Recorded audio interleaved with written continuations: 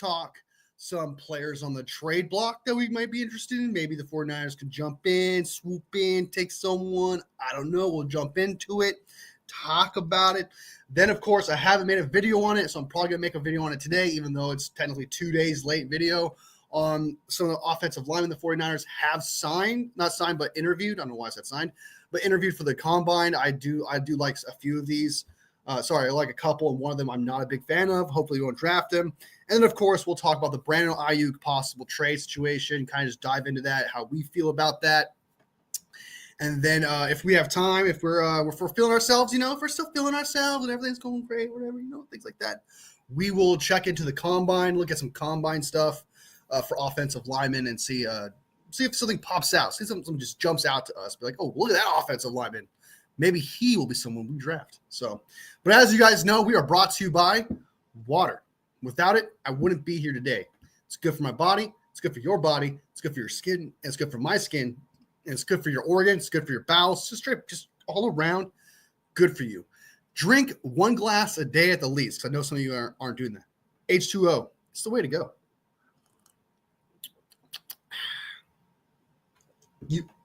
And of course, I brought my coffee. Can't go without my coffee. Have to do it. So, all right. So we got a few people in the chat already. We're flowing, guys. We are flowing, man.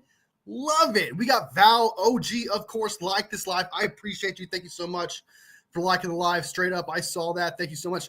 Strawberry in the house. Good to see you, of course.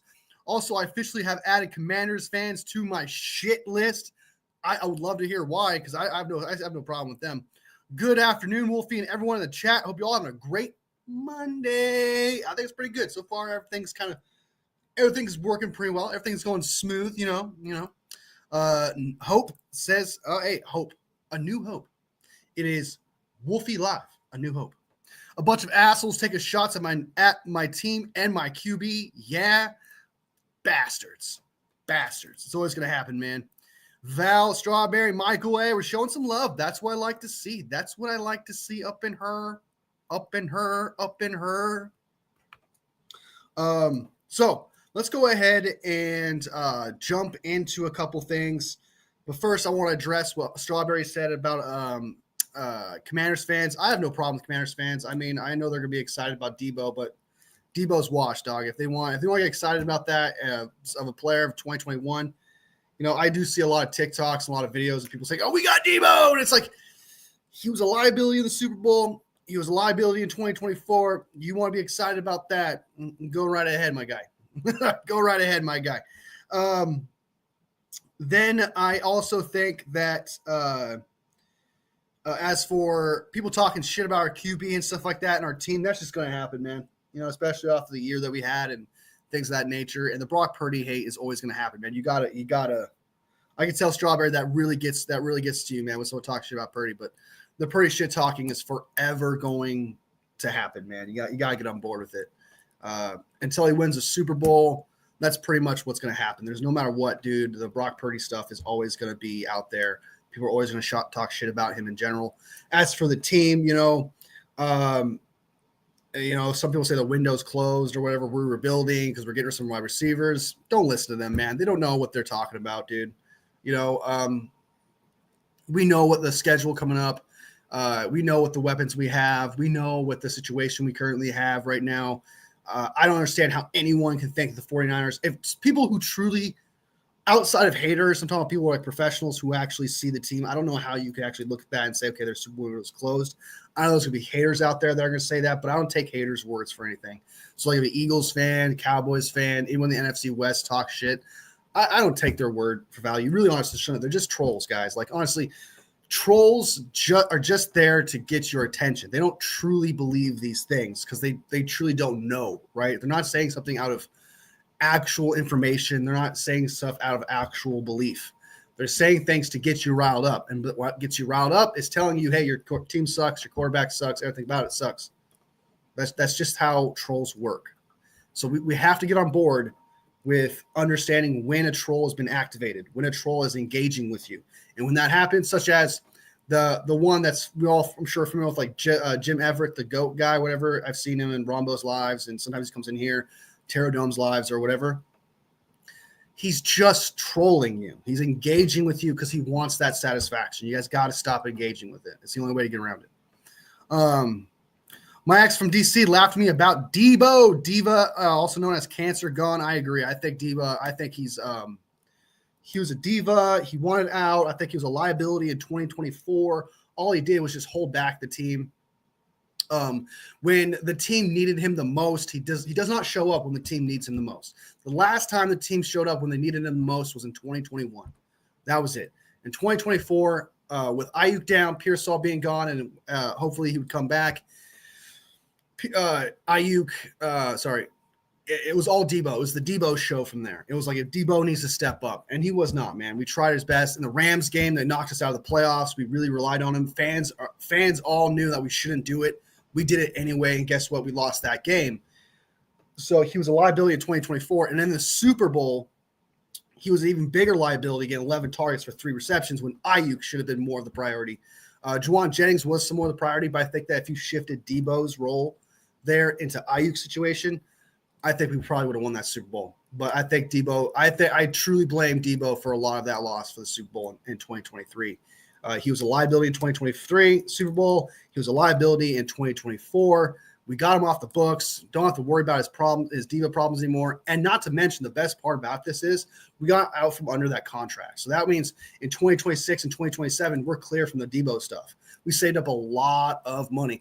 That means Brock Purdy, that's all that money that Debo was going to get can now be moved into Brock Purdy's contract for 2026, 2027 backload kind of type contract. So this is a huge W for the 49ers getting the Debo off the books and getting an early 5th-round pick out of it. I think is huge just because I thought it was just a 5th-round pick, right? I thought it was like, okay, we just got it for 5th round. That's not that great of value, right?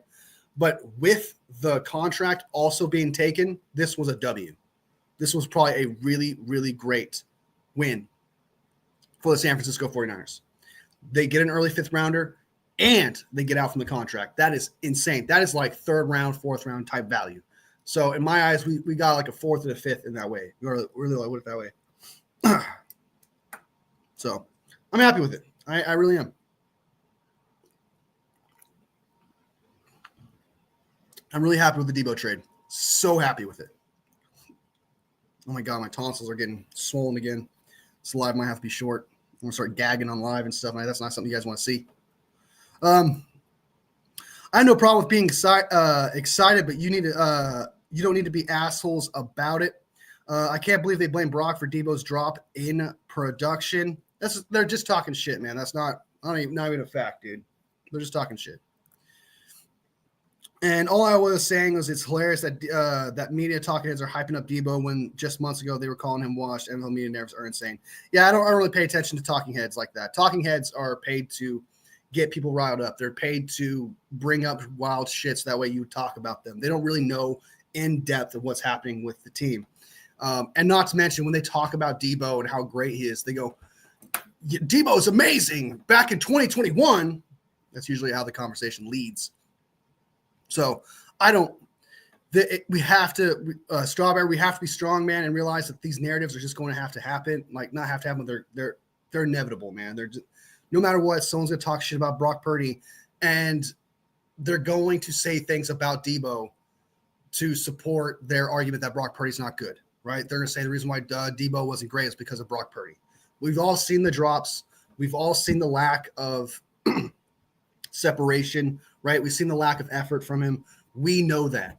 We have to get on board with some thicker skin here and being like, hey,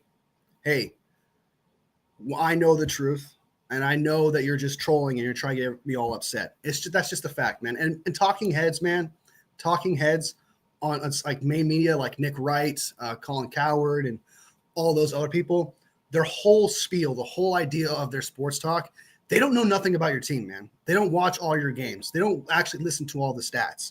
They're there to just create drama. They're there to get people riled up. They're there so that they could be entertainment. They're literally entertainment. Think of it as it's rigged to be entertainment. Sports media is rigged so that's entertaining to the person watching it. If everyone in sports media actually paid attention to facts and talked facts, it wouldn't be as entertaining. If everyone says, yeah, I like Brock Purdy, I think he's good, and it was because of Debo, blah, blah, blah, it wouldn't be as entertaining. You wouldn't get that many people riled up. So it's almost rigged. The sports media, mainstream sports media, is rigged to be entertaining. Do you think the 49ers will regret trading Debo? Maybe not, but maybe later on. No, they will not.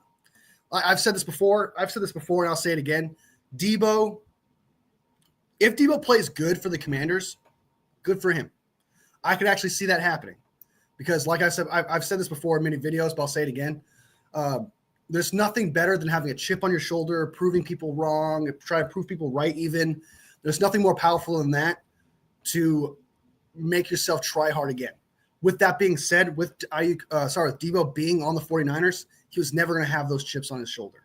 He was never going to have the need to try that hard because he already had the reputation of being this elite, gadget guy, and his name was already known. Now with him being traded and going to another team, that creates a chip on his shoulder, and he's going to try a little bit harder. So I don't think the 49ers should even regret it, even if it ends up being good, because he was never, and I mean he was never going to play good for us. Never. He wasn't good for us in 2024. He wasn't going to be good for us in 2025, especially at age 29. He wasn't good for us in the Super Bowl at all. He was a liability. And he could be good somewhere else. But even if he's good somewhere else, like I said, I'll reiterate myself here, it wouldn't have mattered because he would not have put that effort in. He would not have played that good for us. It would not have mattered. So moving on from him is the best move, and him being gone is the best move, regardless of what happens with Debo from here on out. I'm completely satisfied with moving on. I thought in the end we were end up just cutting Debo, and then we get nothing in return. No, we didn't just cut Debo, right? No, sorry, we didn't just trade Debo. We got out from under that contract. That is huge, guys. That is ginormous. This is honestly the best outcome with Debo leaving the team. This is truly like the 49ers brass, and I don't think a lot of people are giving enough love, is that like they deserve a round of applause that they were able to get out from under the contract and still get a 148th pick in the draft.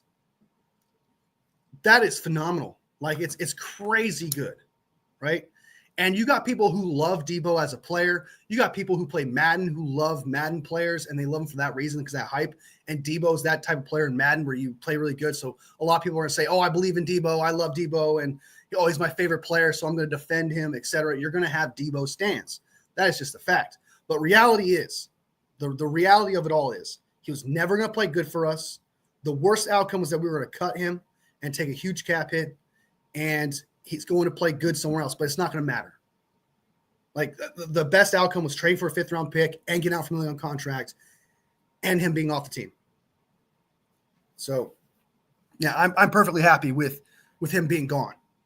I don't think we're going to regret it. There's no way that we would be able to regret it. Even if they win the Super Bowl with Debo, I don't think they would regret it. I don't. Because I can tell you right now, they're not winning a Super Bowl because of Debo. Debo seeked a trade when he wanted to go. Now that teams know it's a 5th. I wonder if another team makes a better offer. Once you make a trade, though, it's very rare that someone backs out of a trade to be like, okay, well, I'll give you this instead.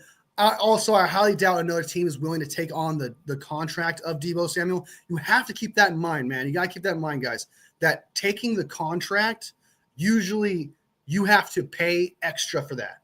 It's not that like that is huge. I don't think you guys understand that. Like them taking the contract itself is fucking huge. To me, it's better than the 3rd-round draft pick because now we can pay Brock Purdy in 2026. It helps us pay for better players, etc. Like there's so much more you could do with that, and you get a 5th-round pick in return. That is phenomenal. Someone would have to pay like a 3rd-round pick and take his contract, and that is definitely not going to happen. It's people keep focusing on the 5th-round draft pick, and they're not focusing on getting out from under the contract itself, which is wild to me. People are like, oh, they traded for a bag of chips. No, we traded for millions and millions of dollars back into our cap space. That's what we did. And another team also, once you agree to a trade, And I know it doesn't become official until March 12th, so technically they can get out of it, but that would be bad business. That would be malpractice.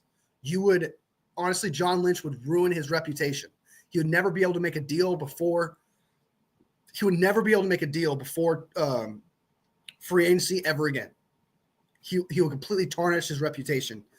You need to have respect among your peers, respect among the people that you trade with. You have to.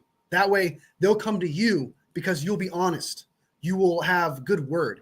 So there is no way they're going to get out. They're going to stop this trade, right? The only way this trade can ever be stopped is if both sides agree, okay, we're not going to do it. In this league where everyone talks to each other, in this league where everyone works together, in this league where everyone has to do trades and build teams off of like the words of other people's mouths, if John Lynch were to pull the rug and go trade with somebody else, John Lynch would never, ever be able to trade with somebody with first priority, right? No one's going to look at him and be like, okay, well, I don't trust you, so I'm going to go somewhere else first, and maybe I'll come back to you. And he will never be able to trade before free agency. There's no way in any world is that going to happen.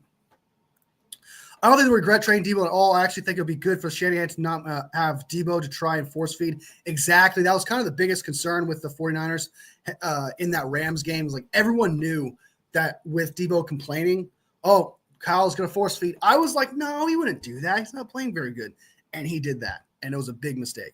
Salvador in the house. I forgot to do that. Steve-O in the house. Forgot to show some love.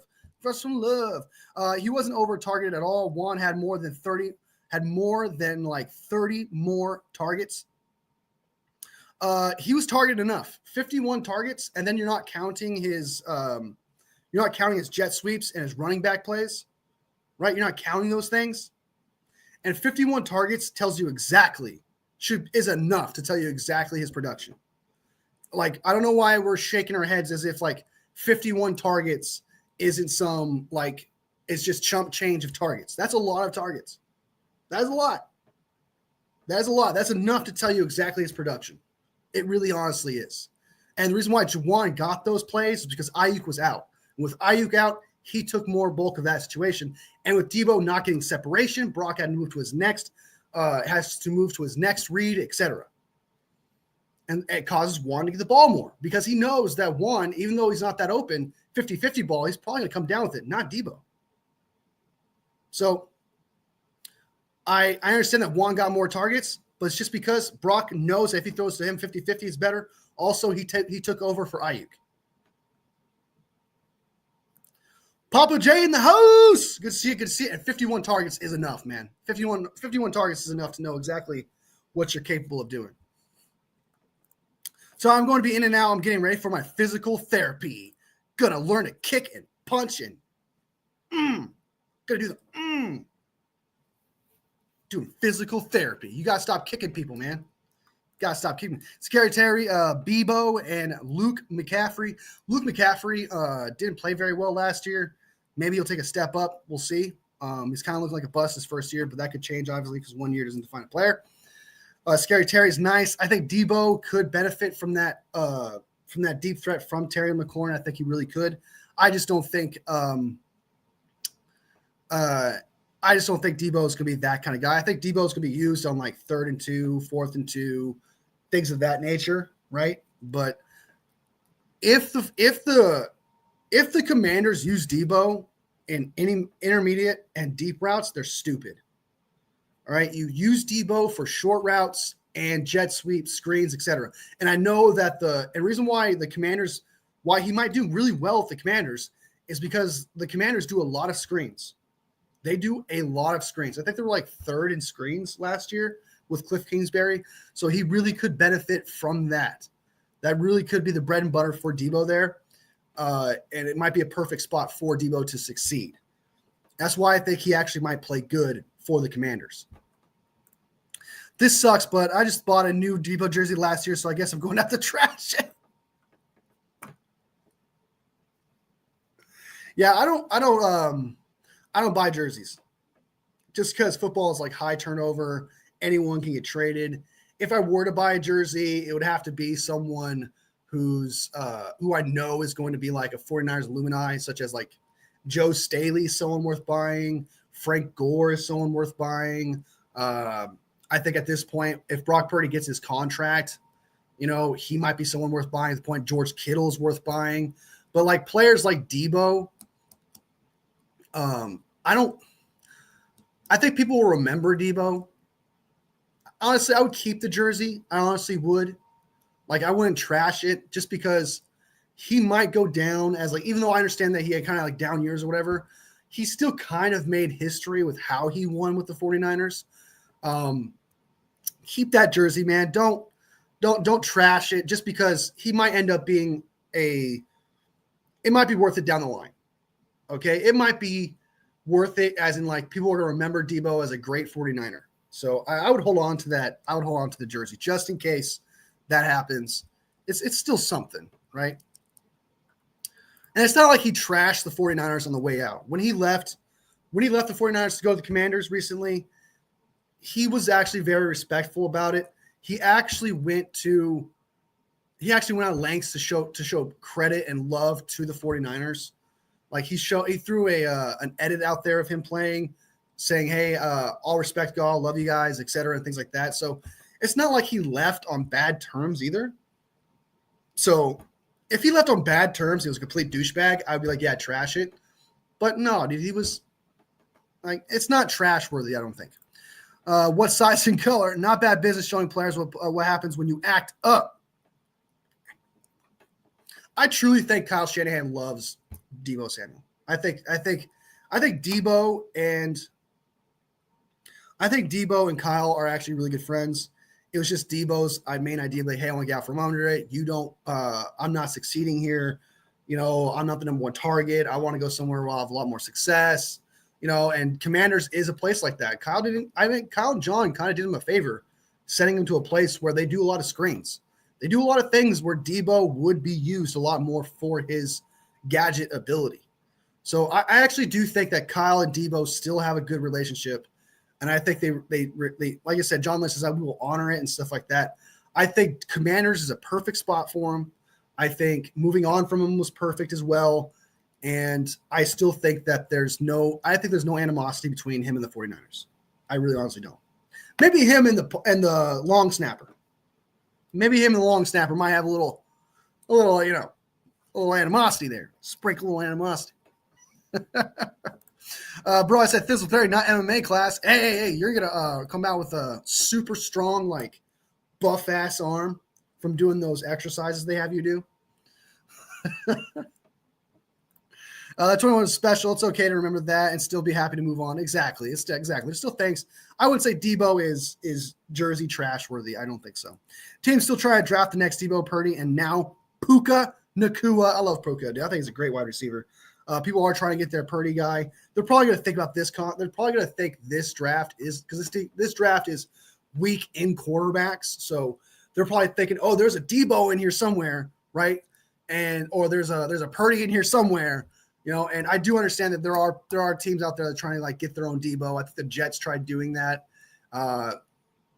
Malachi something, I can't think of his name, but yeah, they're trying to imitate that. But I think it's kind of dying down a little bit just because Debo's play also fell off. Debo created a new position, like whether we like it or not. He created a new way of playing the game, which wasn't just like fast jet sweeps, fast screens. He also created a wide back position where you could play him everything behind the line down to a T. And that's kind of what everyone's trying to find, that wide back essentially. And that's kind of cool that we were the first person to have a player who does that. Props to Kyle Shanahan for drawing up plays like that. Debo's good in my book, but if he would have stayed, he was stunking up, I probably would feel different about him. Yeah. I mean, if he was still good, obviously he'd still stay on the team, but it's just best that he wins. It's just best that he's gone. That happens, man. Players. It's very rare for players to stay with the same team their entire career. I mean, Jerry Rice didn't even do it. Joe Montana didn't even do it. You know what I mean? Like it happens. It really do, but they still become part of the 49ers alumni in the end, right? Is like, just because they go to a new team doesn't mean their jersey is like, just throw them away. They mean nothing to the history of the 49ers. No, man, in history. Here's another reason why you should probably keep why you should probably keep the Debo jerseys, because he started the wide back position. He created history with the San Francisco 49ers. He really did. Okay, then I will keep my jersey. Do it, man. Just do it. Down the line, when he retires or whatever, he's probably going to show some love to the 49ers and stuff like that, and yeah, I'd keep it, dude. I would. I don't know. I think Delanie Walker did it first. I don't think so. I think he was just a power ball kind of type tight end, caught the ball really well. I wouldn't say that. First for the 49ers, in my opinion. All right. But I don't think so. I think Debo really reinvented that down to a T. I mean, like really created something special there. But Delanie Walker was good, man. I like Delanie Walker. I thought he was a good tight end.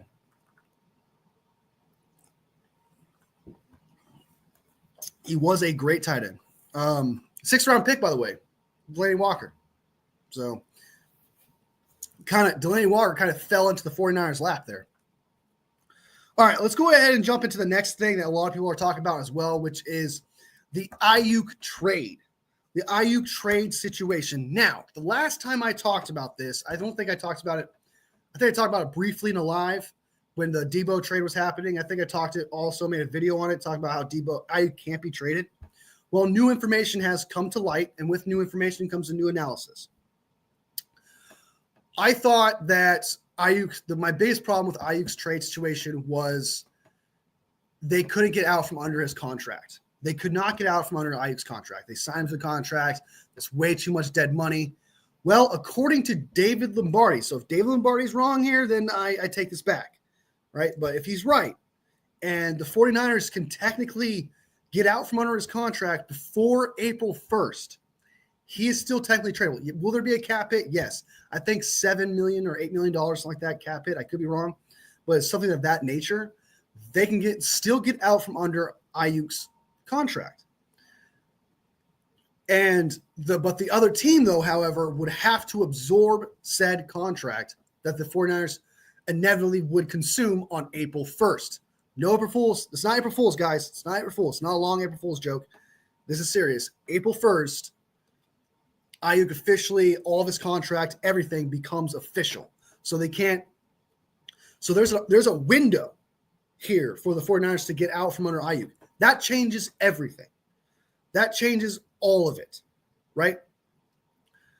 Now, do I think it would be smart for the 49ers to trade Aiyuk? That depends upon the value in which you trade him for. Reason why I say that is because he's coming off an MCL tear, ACL tear, and I think another tear of some kind in his knee. His knee got obliterated, okay? His knee got obliterated and potentially won't be back somewhere around week 1 of the NFL. So that means he wouldn't start practicing. It would be the same exact situation as last year, except this time it's not a holdout that held him back. It was an injury. He would have come back to like the earliest before his. I thought he would be back sooner, just based on what hype. We'll know more in a couple of weeks when the 49ers actually get to see Aiyuk and his doctor and talk to him about it. Then we'll know more about his recovery time. But as of right now, without that information, everyone is saying around week 1. It would be the same situation, just with an injury instead of a holdout of last year. Now, I don't like that, because I've seen Aiyuk when he doesn't practice. I've seen Aiyuk when he's not there with Brock Purdy and the rest of the team. I've seen the outcome already. It takes him 7 weeks to start trying, because I think that last game in Kansas City, he started to kind of look a little bit like Aiyuk almost. He started to look better, right? But he happened to get injured in that right moment. It took him 7 weeks. Can we afford that? I know a rookie, like how much better could a rookie be, but you could get a steal. There's a few wide receivers I think you can get in the second round that I think that are good route runners that could replace that. There's some free agent wide receivers that are not the most expensive, like Dynami Brown from the Commanders. He's going to be a free agent this year.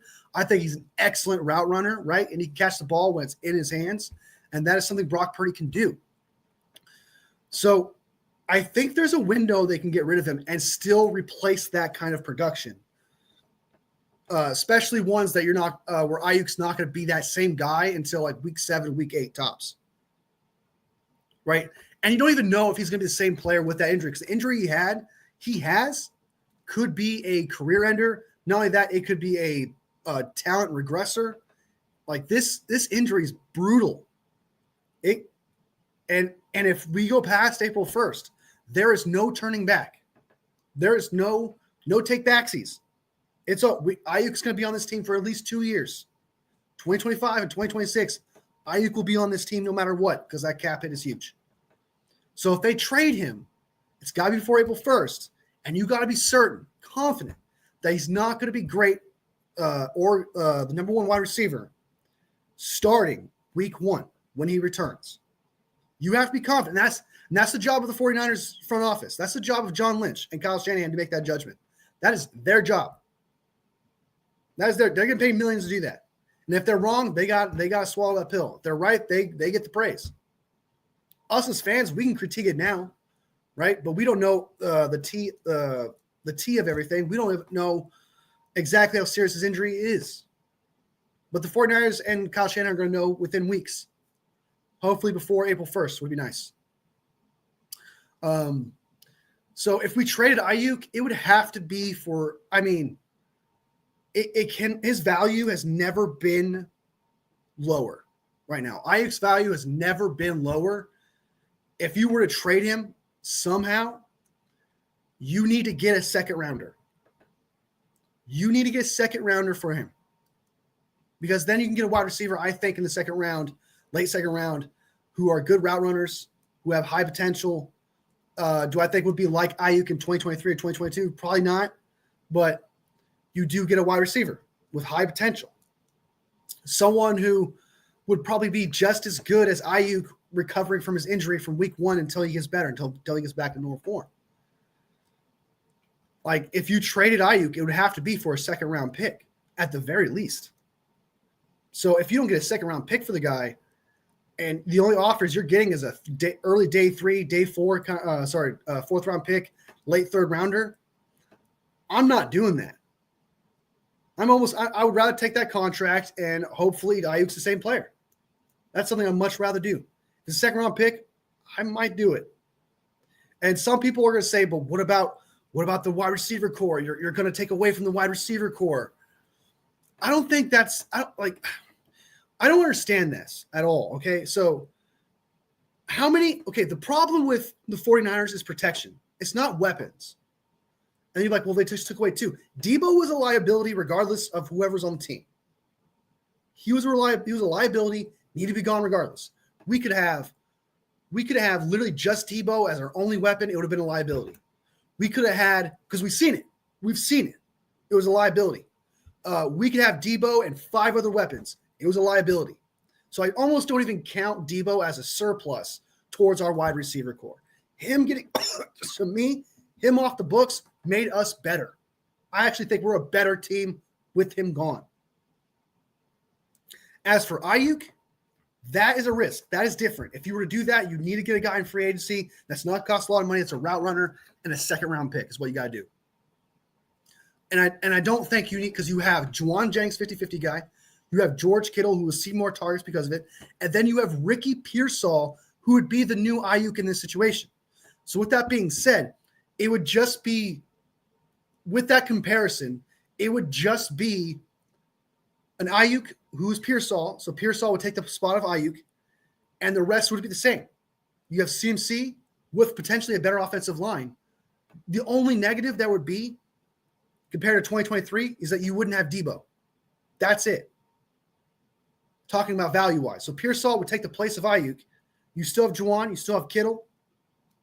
It's really just taking away Debo. That's it from 2023 and 2022 at that point. So go out, get a free agent wide receiver who can route run like Dyami Brown. That'd be a good option. Fills a spot there. And guess what? You already have a better offense, a better wide receiver core than you did in 2024, than you did in 2025, all just by signing a guy who's not going to ask for a shit ton of money alone, because you got Pearsall replacing Aiyuk. So if you trade Aiyuk, you would get younger of Pearsall, who takes his place. You still have Juwan Jennings. You still have George Kittle. Then you get a guy in free agency for relatively cheap, someone like Dyami Brown, right? $10 million, $12 million type guy, right? Then You go into the draft a guy with that second round pick for someone who could potentially be good, because there's some wide receivers in the second round that could take his place. I don't understand like how people say like, oh, we traded Debo. We got to replace him. No, we don't. Like, how many weapons does Brock Purdy need? I'm not saying like it's because of weapons he was good. I'm saying it comes to a point where it's like, why does he need 5 different weapons? He needs protection. That's the problem. It's not wide receiver. There are teams out there, Josh Allen. I think Lamar Jackson had barely any weapons himself, like 1 or 2, right? Many other quarterbacks out there who have little to no wide receivers and getting it done. Like, so they just need protection.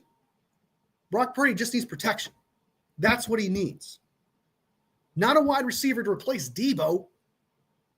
I hate that. It drives me nuts when someone says, well, we're screwed at wide receiver now. No, we're not. No, we're not. If we trade Aiyuk, then yeah, I could see that. But you still have your route runner in Pearsall. Your 50-50 guy in Juwan Jennings. Your George Kittle guy, you're the best tight end in the league. You have CMC coming back, fully healthy. Give Brock protection, he'll be fine. That is the main problem. That is still the problem. Wide receiver, only if Aiyuk gets traded does it become somewhat of a priority. D tackle is still more important. D end is still more important. Guard is still more important. Center is still more important than wide receiver. I don't know. Yeah, that's how I feel about the Aiyuk thing. I just think that, honestly, if we traded him, it would have to be for a second-round pick. If it's anything less than that, you keep Aiyuk. You take that chance. You risk it. It's not worth it. It's just not worth it. Now, before I get into the comments and what other people said about in the comments, I know there's a lot of people commenting and stuff like that. I'll get you guys' comments in a second. I just think what's really funny about all of this is that, so I don't know if you guys remember, but back in the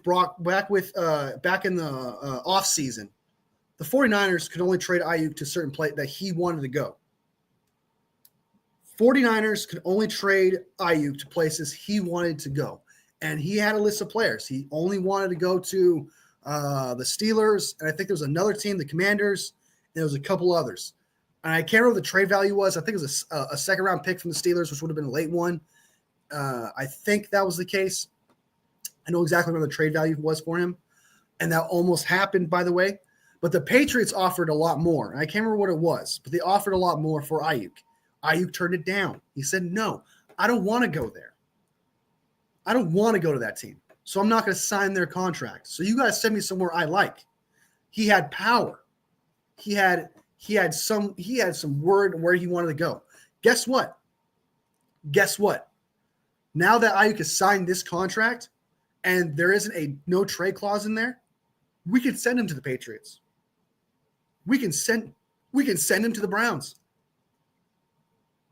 We can send him anywhere we want, and he has to play there. So I know that the 49ers, like, okay, some people are like, well, you missed an opportunity if you were just going to trade him anyway. Now you can trade him anywhere you want.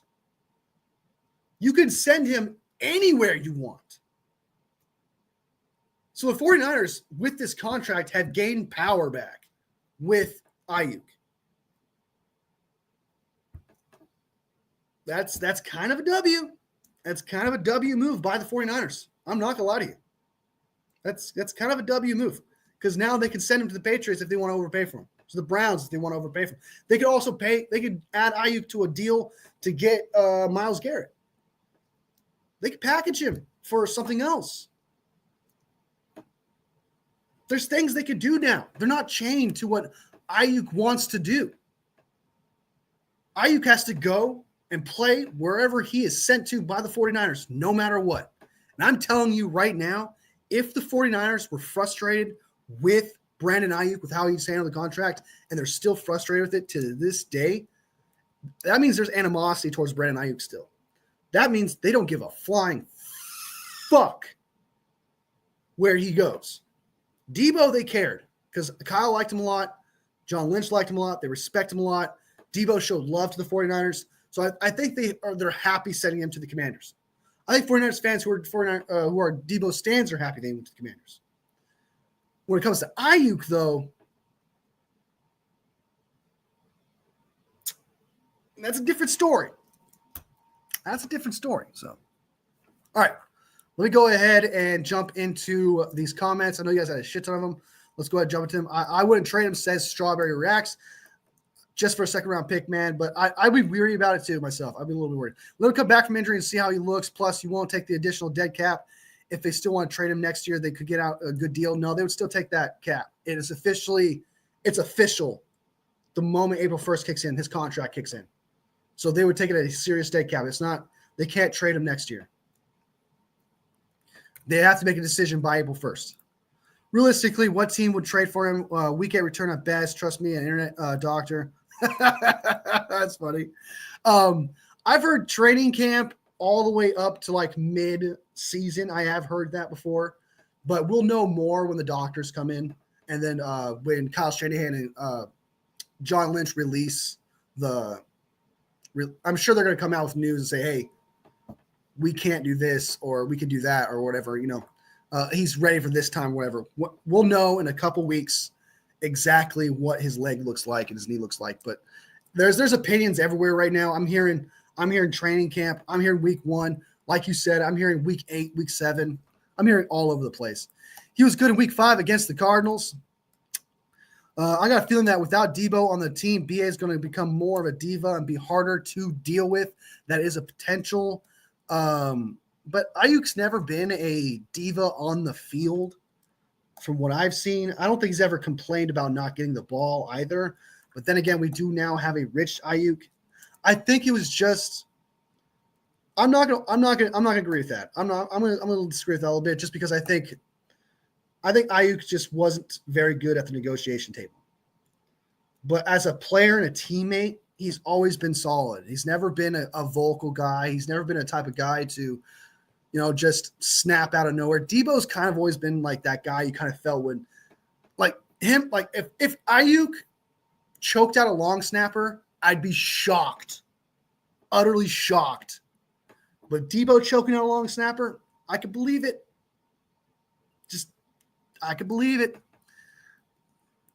How are they able to take on the cap if they already lost $31 million in dead cap? Because they saved $17 million as well because they took on that contract of his salary. So, yeah, they take on $31 million, but they take on the salary as well. So we're not paying him to play somewhere else. We take $31 million this year, right? But we also save money from his salary. So 17 means really it's more like a $14 million hit to the cap itself. It's just $31 million in dead money. Dead money cap. That's the difference.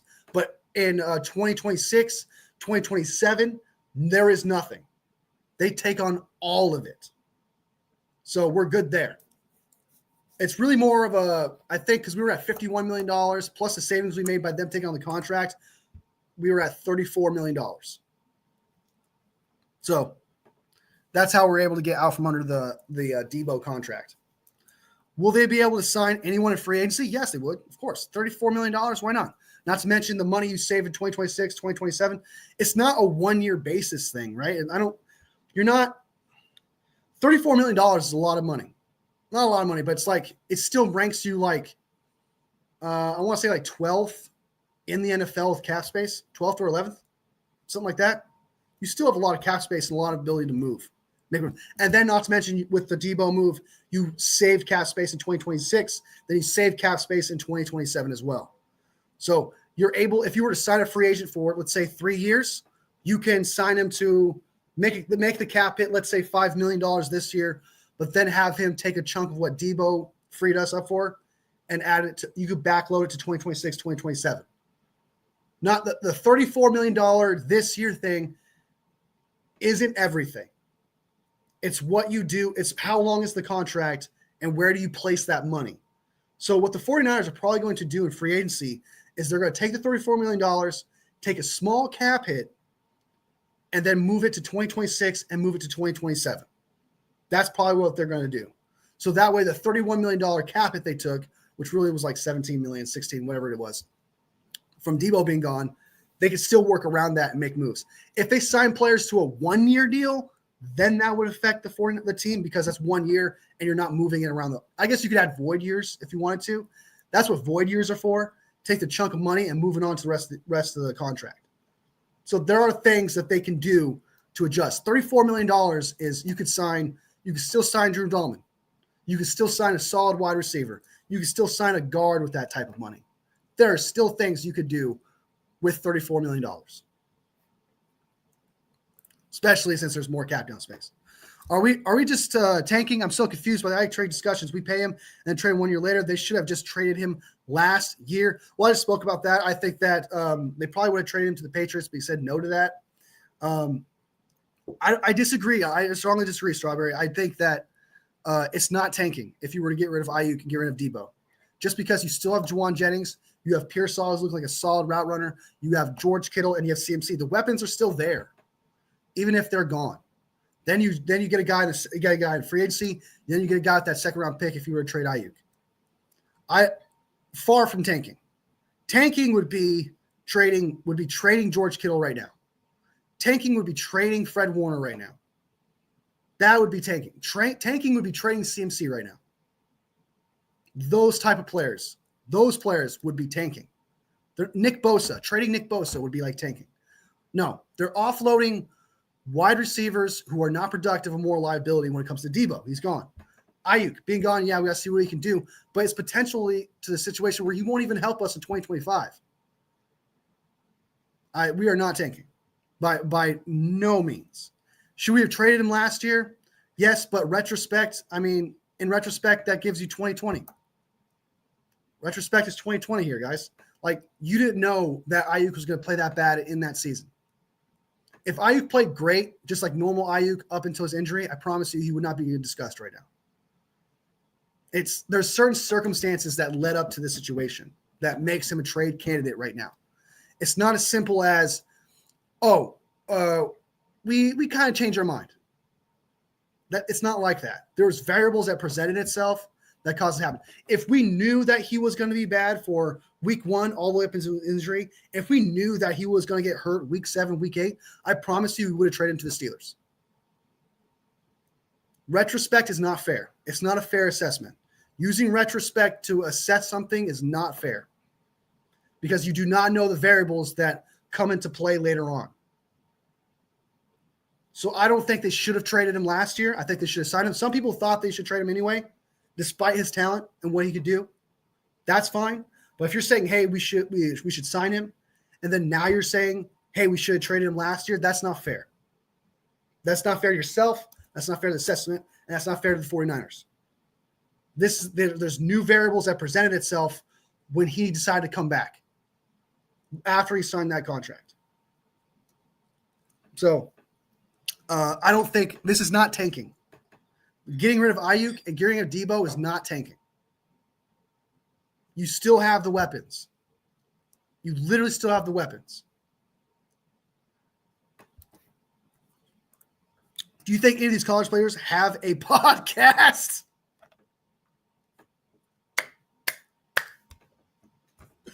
Probably. I think the podcast thing is just inevitable down the road.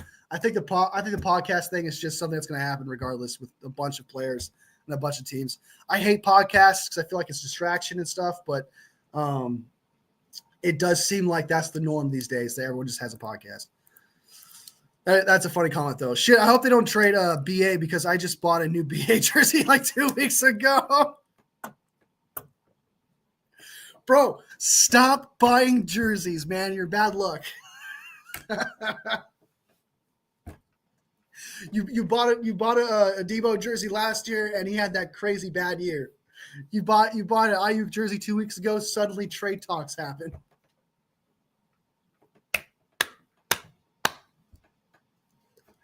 Oh, dude, Strawberry, you're jinxing all of our players.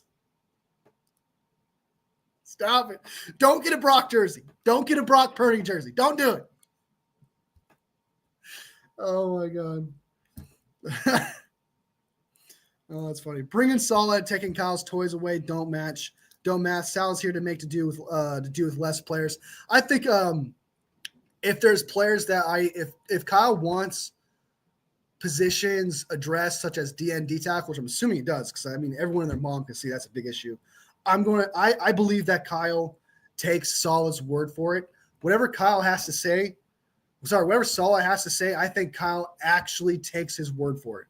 I think Salah's word means something to Kyle. Not to mention, I think that when Salah came in, there was, I promise you, negotiations. I promise you there was, well, you have to give me some power here. I'm super confident in that.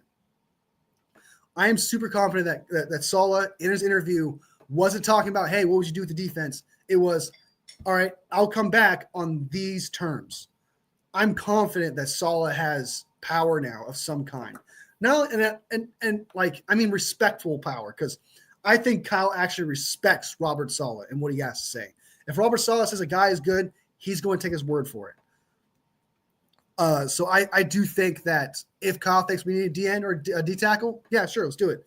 If in the negotiation interview, Saleh looked at our team and thought, okay, I'll come back, but you got to get me a D end in the first round. You know, something like that, or you got to get me, you got to let me pick some D ends in the second or third or whatever. I promise you there was a negotiation of power. I'm certain of it. I'm so certain of that. So you're just drinking all our players. My bad. They do not need they need to have good depth without Debo, but they don't need Higgins or something, but they do need some cheaper vets and mid-round wide receiver because JJ under contract for 1 more year. I agree with that. I think Dynamic Brown is solid. He's a great route runner, has great hands when it's in his face. I know that sounds like every wide receiver should, but they don't. Like Debo, for example. But I mean, like if the ball is in his vicinity, Dynamic Brown's catching that. Like if he's able to get 2 hands on it, he's catching the ball, and he's a great route runner. I think he's relatively short though too. Let me check out. I'm actually a really big fan of Dynamic Brown. I almost really want him.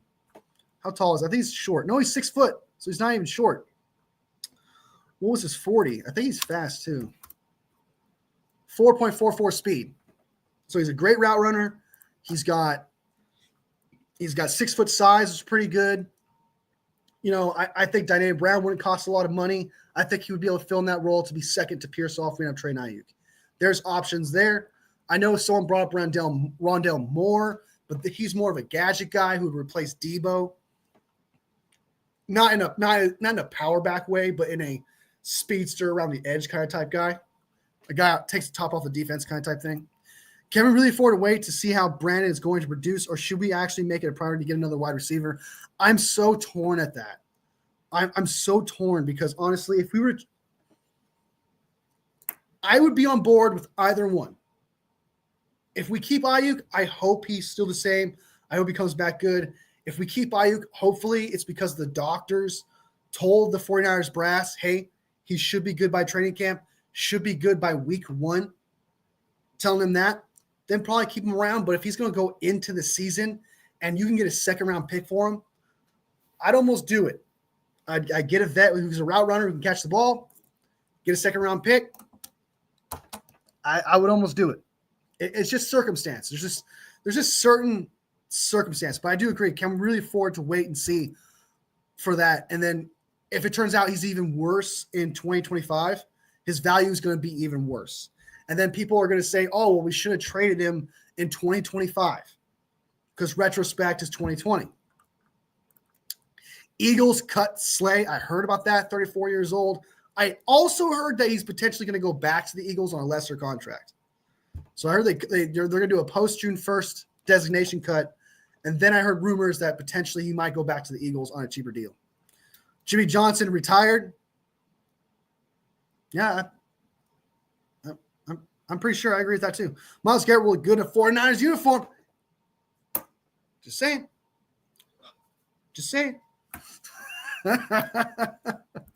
I also don't think Kyle's animosity to BA, the main frustration appears to be from the find out. Yeah, that's a good point of putting on it.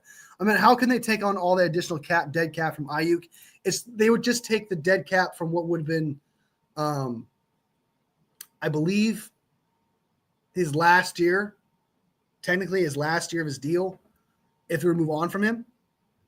And I think there's a signing bonus that he had that he has to take on, but there's the official contract doesn't really technically start until April 1st. So there will be a cap hit of like $7 million or something like that. I think it's like a cap hit of like $7-8 million, something, if they were actually end up trading Aiyuk this year before June 1st. Let me actually double check that. Hold on. Brandon Aiyuk cap hit if traded. Dude. They would take ooh, that was bad. Yeah, that's intense. Okay, so the actual number is like they would get out from under the contract, right? They wouldn't have to pay. They wouldn't have to pay down the road, right? But they would have a dead cap hit of $8.4 million and would lose $7.2 million on him being traded. So really, technically, it would be like a $25 million cap hit, really. That's brutal. I'm trying to see if there's any. I'm sure there's someone breaking it down. There's someone I'm sure to break it down why that would be better. All right, I'll show you guys the article so you guys can see it. So I'm not looking at something and you guys be like, what the fuck are you staring at? All right, so we'll bring up this article here so you guys can see it as well. And we look at it together. Aiyuk is still recovering from a catastrophic knee injury, blah, blah, blah, blah, as John Crest trade. He's also carried an $18.4 million dead cap hit, which is nearly $8 million more than his scheduled $10.7 million cap hit. Rapport isn't incorrect. The 49ers consistently say they're open to trading any player at the right price. That's very likely in this case here. Aiyuk has an important appointment coming up that will shape the timeline for his recovery, just like we talked about. At that point, a team interested in acquiring Aiyuk will be more willing to take on an injured player. God damn it. What we're likely see are two conflicting interests that would ultimately prevent Aiyuk from being dealt. The 49ers are open to moving any player if they believe they're getting a great haul in return. If the Tennessee Titans offer the number one overall pick, oh, yeah. Well, yeah. I would do that. They're not giving you the number one overall pick for Aiyuk. What the F? On the other hand, if the teams are calling 49ers by Aiyuk, it's likely in hopes of getting him for a bargain price coming off an injury. It doesn't make a lot of sense for the 49ers to deal a wide receiver they just signed to a massive extension last offseason. Hopefully, since they don't have much depth at wide receiver, Juwan Jennings is their only proven option at Samuel. They need Aiyuk. It's highly unlikely he's traded, and if he's because San Francisco got an incredible offer for him, they couldn't pass up. All right. So now after seeing that, I think I'm on board with Strawberry here. I think I'm coming back. I'm coming over to Strawberry's side. If it really is $18 million this year and then they lose $7 million, they technically would lose a cumulative $25 million this year. That would put their $34 million cap hit. Sorry, the $34 million cap space all the way to $9 million. So, I mean, they would have to get more than a second-round pick at that point. There's no way you trade Aiyuk for a second-round pick now. Now that I think about it, I thought it was cheaper than that. I thought it was like $8 million. I could have sworn, but with that new information that I just received, trading him would be ridiculous because now your cap hits $9 million if you traded him. So I think. Hold on, let me drink my coffee real quick. So if they were to trade Aiyuk, it would have to be for something crazy. I mean, crazy, something worth taking that kind of type of cap hit. And I can't imagine anything out there that would be presented for Aiyuk getting traded. This kind of comes back to what Ian Rappaport said, because the whole news that Aiyuk could get traded came from when Ian Rappaport said that, oh, Debo got traded. He's officially going to the Commanders. As we know, the 49ers are accepting calls for Brandon Aiyuk. What they're meaning by that is like it's the same thing, but them saying teams are poking around by Brandon Aiyuk. Hey, how do you feel about him? Hey, you're going to trade him. It's the same exact thing. All Ian Rappaport did was stir the pot by saying they're accepting calls, which was something we already knew. So going back to my original thought process before I learned about the cap savings they would have if they did it before April 1st. But if they actually took a $25 million cap hit, I'm going back to my original thought here. In real time, you guys are seeing this in real time. Then trading him would be ridiculous. And that this whole stir of him possibly being traded came from when Ian Rappaport said that they're taking phone calls. And it's pretty much what the article said there as well, was like, hey, we're taking phone calls, and that, you know, if the haul is massive, they'll accept it. Well, the only way you know that a haul is massive is if you were to answer the phones. And we already know the 49ers tend to answer phone calls by saying, hey, we'll take it. We'll do it. So I don't think Brandon Aiyuk's getting traded. I'm actually really confident he's not getting traded, because someone would have to give a lot more than a second rounder now. Now that I saw that cap hit, it would have to be way more than that. Like a first plus, or the first overall pick, a top 5 pick in this draft. Maybe. Just because that cap hit is so massive this year, and it would take away from their $34 million. They can't afford that. It would have to be crazy deal, dude. Like, it would have to be like, okay, the 49ers definitely won this trade in the moment. It would have to be something like that. Is there better odds than from what I learned before about the cap hit in the future? Yes, but still improbable to me. So I'm going to say right now, he doesn't get traded. I think it's actually improbable he gets traded. Now that I've done a little bit more research, I don't think it's happening. I think that cap hit is just way too much. So that's how I feel about the Brandon Aiyuk situation. And what's the dab kit from Aiyuk on top of the dead money cap from Debo and everyone else. Just Debo, and I think Hargrave is potentially getting cut too, which is going to be about an $8 million cap hit as well. So they're going to take a lot of money. If they traded Aiyuk, cut Hargrave, yeah, I don't see them doing it. You could actually borrow money from next year's cap. I mean, at this point, do you know that they aren't trading those guys? That they aren't trading those guys? I'm pretty confident they're not trading Aiyuk. It just wouldn't make any sense. The cap hit is just it's possible.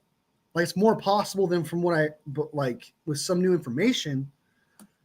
But they would have to accept a huge cap hit, and I don't think they would do that. Tyler Helton in the house. Best Chiefs fan I know. Welcome.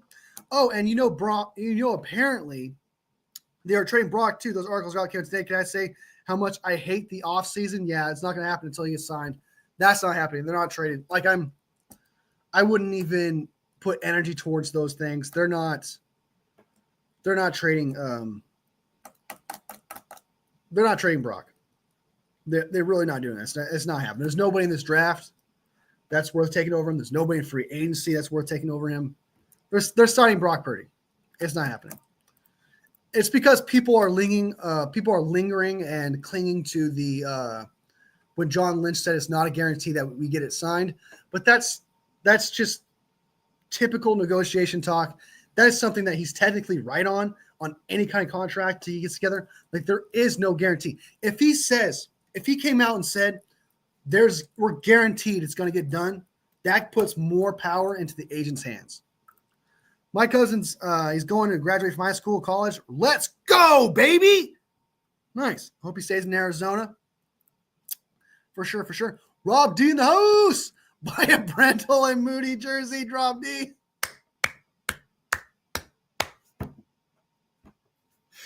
I love that. That's good. That's so good. That's fucking hilarious. Salvador, please just buy a Purdy. Don't buy a Purdy jersey, for fuck's sakes. I agree. Okay, I won't buy a Purdy jersey. I like Joshua Gray 40 at the best. He looks like a good rundown, beat down, beat your ass. Joshua Gray? I haven't heard about that before. My cousin's a future player for Kansas City Chiefs or the 49ers, soon coming. What's his name? I'll keep an eye on it. I deleted someone's comment again by accident. Sorry. Oh my God. Creating conflict. What team is going to gamble on BA being 100%? I know that's such a huge. And then also, like, even if Brandon Aiyuk was fully healthy, I don't even think you would get a first round pick for him, even if he was fully healthy. Like it's not happening. Now with the information that was presented to me, if it was just an $8 million cap hit, which I thought it was, but I obviously read something wrong, then I was like, okay, they definitely get out of that. Just get a second round pick and you're good. But $18 to $25 million cap hit is way too much. And yeah, it just wouldn't happen. It's not happening. Tyson deleted a comment. Why, man?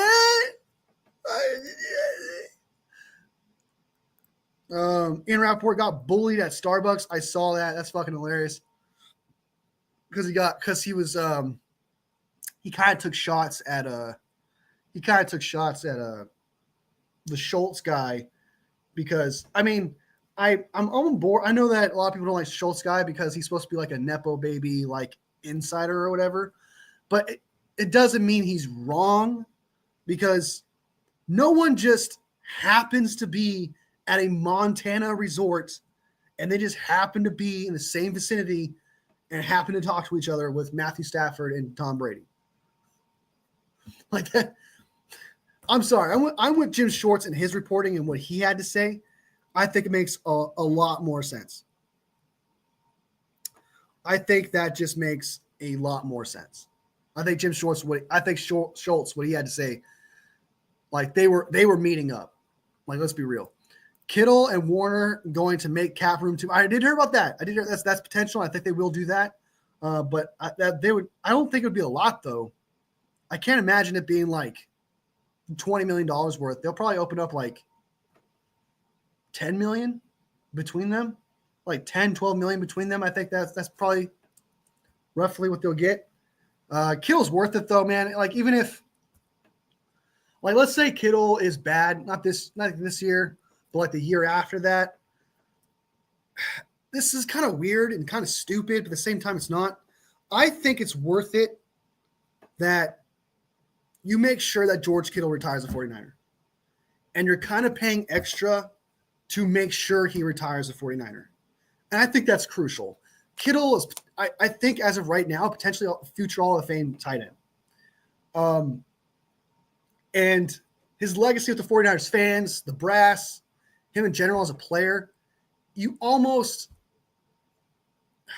don't like the idea of paying older players guaranteed money, but if there's ever a player that deserves it, it is George Kittle.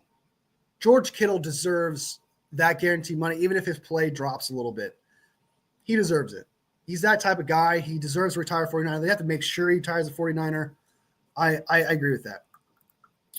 Teams, interns calling team interns, taking calls. Exactly. Rob D's got it, man. Rob D knows what's up. He knows what's up. Like, it's just people are blowing things out of proportion because first it was they're poking around for Brandon Aiyuk to Ian Rappaport coming out saying, oh, they're accepting calls. Yes, we knew that already. We knew that, but that's what the 49ers have always done. They've always answered calls in case there's a massive package for a guy that they're totally blown away by and will accept it. That's something they've always preached. They've never lied to us about that in press conferences. They've always said every single player they've received calls about Nick Bosa. They've received calls about Brock. They've received calls about Fred Warner. They've received calls about every single player.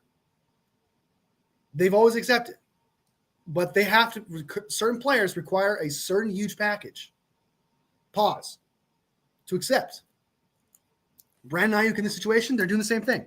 They're just taking calls. So I'm kind of reeling back my possibility of Aiyuk getting traded, and I don't think it's going to happen. I don't think Aiyuk is going to get traded. Someone would have to give up a lot, and that's not happening. Like, I would I think the only way that I would trade Aiyuk is if you get a great player in return. If you could somehow make the Aiyuk trade worth it by getting Myles Garrett somehow in a package, I'd probably do that if it worked out that way. Max Crosby, probably work it out somehow that way. We take his cap, they take all of his cap. Some negotiations there. So, feelings mutual. I have respect to you, Papa J. Hey, we're showing some respect. But Wolfie, don't you know that Aaron Rodgers is coming to say that? Oh, it's so stupid. What's his name from? He's always drunk. He's always drunk on his talk show. I can't think of who it is. It's late at night. Usually has Greg Jennings on his team and some other guy.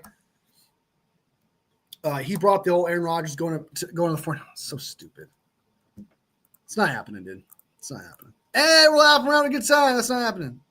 Bro, my roommate in high school, Brock Purdy, was in his yearbook. Is crazy, bro. Get that shit signed, man. Get that signed, dude. That is dope. That is dope. See, Papa J. See. Him and I think the same thing. She needs that signed. Right, boys, now a Duncan guy. That's funny. How can I hook up with Brock, his sports agent, for real? I think you have to go to an event and get that signed. That's what I would do. It'd be worth money at that point if you wanted to sell it. But yeah, I think that so in case you don't know what happened, Papa J. So Jordan Schultz came out. I think it's Jordan Schultz. I think that's his name. But anyway, an insider came out and said, hey, the Tom Brady's meeting with Matthew Stafford at a resort in Montana for a ski resort thing. And they're talking potentially meeting up to potentially trade for Matthew Stafford. And they're having conversations about it, Tom Brady and him. They just so happened to meet up. Well, Ian Rappaport comes out, I think a day later or something like that, and says, no, that's not happening. Anyone who says that has no idea what they're talking about. It was just coincidental. That's all it was. They happened to be in the same place. And so what Schultz did, he confronted Ian Rappaport at a Starbucks and got in his face, apparently, and said, hey, you want a fucking problem with me? Let's go fucking step outside. And he got really in his face and cursed at Ian Rappaport. Ian Rappaport apparently called NFL security and had Schultz taken away from him or whatever. So Ian Rappaport called authorities. But a lot of people like Ian Rappaport, especially because of Pat McAfee show and stuff like that. But I think that was kind of a bitch move by Ian Rappaport, if you ask me. It's kind of a bitch move. So, so you think a deal's not done for Debo? Would you ruin Lynch's credibility by signing BA and trading to place him? They want is good. So you think a deal not done for Debo would ruin Lynch's credibility, but signing BA and trading to place? I don't understand that. I'm trying to understand that. So you think a deal not done for Debo would ruin Lynch's credibility, but signing BA and trading to place them want it. I'll give you a chance to fix it. I'm not calling you out or make fun of you or anything like that. I actually want to know what you mean by that. I think you're saying you don't think it would ruin John Lynch's credibility if he were to sign Aiyuk and then trade him in the end, if that's what you're saying. No, because before signing Aiyuk, he wasn't injured. Before signing Aiyuk, the product was what he gave us in 2023. Then in 2024, the product we saw was terrible. It was absolutely terrible. That's not John Lynch's fault. That's Aiyuk's fault. Then the product you saw when he ends up getting hurt and tears an ACL, also not John Lynch's fault. Again, if John Lynch saw in the future that BA was going to be terrible at the start of the season, was going to destroy his knee against the Kansas City Chiefs, if he knew that, I promise you, he wouldn't have signed him. I think retrospect takes are not fair. You can say things like, "Oh my God, I knew we should have traded Debo." No, sorry, I knew we should have traded Aiyuk, because that's something you said at the time. People who said that Aiyuk should have been traded at the time have a right to say something like that. But there are people out there who think that, oh, we should sign Aiyuk. We should sign Aiyuk. And then everything that happens in 2024, suddenly they're being like, oh my God, you should have traded him last year. What the fuck are you doing? That's not fair, because in retrospect, everything, you can argue anything in retrospect. You really can. If you're in retrospect, you have all the evidence, you have all the variables. You have all the what if variables before signing Aiyuk. And I think that most of the fan base was on board with signing Aiyuk. I know there's some people out there that are like, hey, let's trade him, let's get him out of here. I get that. But most of the fan base was all for signing the guy. Schultz was feeling big inside his daddy's store. Who we taking at 11? Hold on. I think it's the same if Lynch traded Debo for a better deal, just like if he trades BA. Same.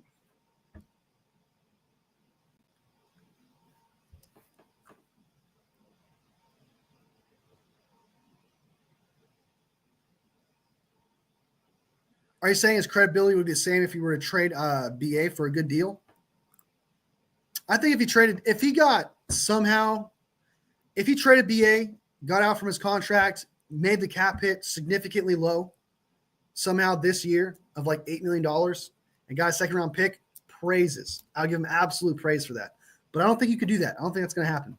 I don't think it's going to happen at all. But I like the Debo deal. I want this to be clear. I love the Debo deal. I was very on the fence. I was okay with it, with just being a 5th round pick, because we got something out of it, right? But I fell in love with it and thought it was masterclass, trading him by getting rid of his contract as well. I thought that was masterclass, in my opinion, because now you have money. You have more money in 2026.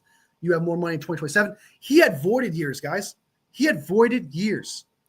So that means he had void years in 2027, 2026, 2028, and 2029. And I think there were like $5 to $10 million cap hits or something like that.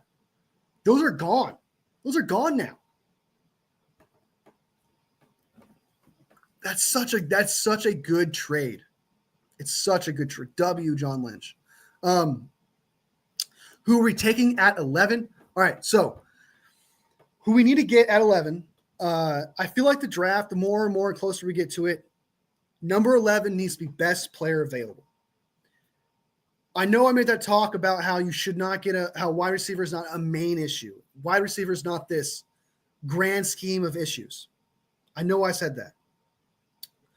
But if best player available is a wide receiver and Aiyuk is not healthy by week 1 and supposedly not going to be healthy by week 1, and it's either Luther Burden III or Tatori McMillan at 11, I would not hate that pick. I would be absolutely ecstatic about that pick. I think McMillan's a stud. Him next to Pearsall with Juwan Jennings, Jesus Christ, would that be awesome? Luther Burden Jr., sorry, I keep saying Jr., the third would be excellent as well. Like, I think that the weapons at that point are just insane. You get either one of those guys, man, they are day one starters who are going to be impactful day one. That is the value of that lotto ticket. If at 11 they got either one of those guys, they get somebody who would be a day one starter. So by me saying that is you pretty much replace Aiyuk until he gets better, and you replace Debo with him being gone. So those people who think that we need to replace Debo and all that, we technically did that. We technically did that by getting Luther Burden Jr. and Tatori McMillan, and you fill in the gap in which Aiyuk is apparently not going to play, and the time which it's going to take for him to get back. So let's say he comes back, Aiyuk comes back week 1. Our wide receiver we just drafted is going to take the production of what Aiyuk would have done if he was fully healthy up until Aiyuk is ready to play again, because he's going to need to practice. He's going to need time to get back into form. It's going to help Aiyuk significantly get back into shape, get back into the offense again, get back into rhythm. By drafting a wide receiver, you're helping Aiyuk and you're replacing Debo like a lot of people actually want to do. Yes, there still needs at center. There still needs at guard. There still needs a D tackle. There still needs a D end. Those are still more important. But I'm talking best player available at 11. That's what you got to do. And best player available, or Torrey McMillan, I think is great. Luther Burton III is great. Cornerback Will Johnson. He is a future all-pro corner. People say he's injury prone. No, he's not. He got injured one time with turf toe. Okay? And he was out. He only played 6 games.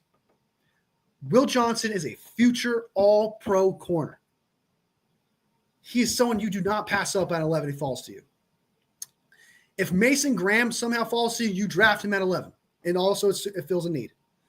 Abdul Carr is not falling down there despite his foot injury. That's not happening. Travis Hunter's not falling to him. That's not happening. If Will Campbell falls to the Niners at 11, I would – okay. Will Campbell at first, I did not want to take at 11. Like back in January, early February, I was like, no Will Campbell. Will Campbell, offensive tackle from LSU. The reason why that was at the time was because he was supposed to come into this league to be a guard. There are plenty of guards in this draft that you can get one who'd be just as good in the second round. So do not waste the 11th pick on a guard. But from what I'm hearing, based on what professionals are saying, despite his arm length, Will Campbell is a tackle. Will Campbell is a future left tackle, can play right tackle. If that is the case, if the 49ers draft him and have him play right tackle and then take over for Trent Williams in the future, then yes, you draft him at 11. If you do that. That is something you do at 11, especially considering in free agency there's not that many guards. There's not that many tackles in free agency that's going to be worth it. In the draft, in free agency in the draft, there's a shit ton of guards, guys. There's a lot of guards in free agency in the draft. So I think they could solve that issue regardless. They don't have to force the issue at guard in the first round, not even the second round. They can get one in the third round if they wanted to. They can get one in free agency if they wanted to. It's priority, but it's not like it's not above what I think a tackle would be in this situation, or a center. I think a center you should get in free agency no matter what. D tackle is more important, I think. DN is more important. D tackle wise, I also think you should trade back for a D tackle because Derek Harmon's good, TJ Sanders is good, Tyleik Williams is good, Walter Nolan might fall further down as well. At 11, I wouldn't like that value. I think you might as well just draft that D tackle in the second round if you could. Trade back if you could, get more picks. Kind of something I feel like you should do there. There's really not that many players at 11 where you're like, okay, you got to get him here. You have to get him here. The players I only think that are worth that, and if none of these players are there at 11 that I mentioned, trade back. It is almost a must just because the 49ers needs are guard. Like I said, guard, DN, center, and guard, center, DN, and D tackle. Biggest needs. All those things you can get in late first round, early second round, mid second round, late second round, early third round, and late third round. All 4 of those positions, except for center. Sorry, all 3 of those positions of guard, D tackle, and DN, you can get in the second round and third round at all stages. And you can predict them be starters day one. So the 49ers are in a perfect opportunity to, they may miss out on Mike Green, right? They may miss out on some other player, but they can get Princely out of Ole Miss if they traded back. They can get Jack Sawyer, right, if they wanted to. They can get, what's his name? TJ Sanders in the second round if they wanted to. They can get Derek Harmon might fall into late rounds. Who's another guy? Walter Nolan might fall back. There's just trading back is the way to go if you don't get this top tier talent. If the top tier talent like Luther Burton III doesn't fall there, to Torrey McMillan, Mason Graham, and Will Campbell, because we know Abdul Carter is not falling. We know that Travis Hunter is not falling. We know that there's another guy. I can't think of it. Those four guys: Will Campbell, Will Johnson, Mason Graham, Torrey McMillan, and Luther Burden. If they're not there, trade back. Absolutely trade back.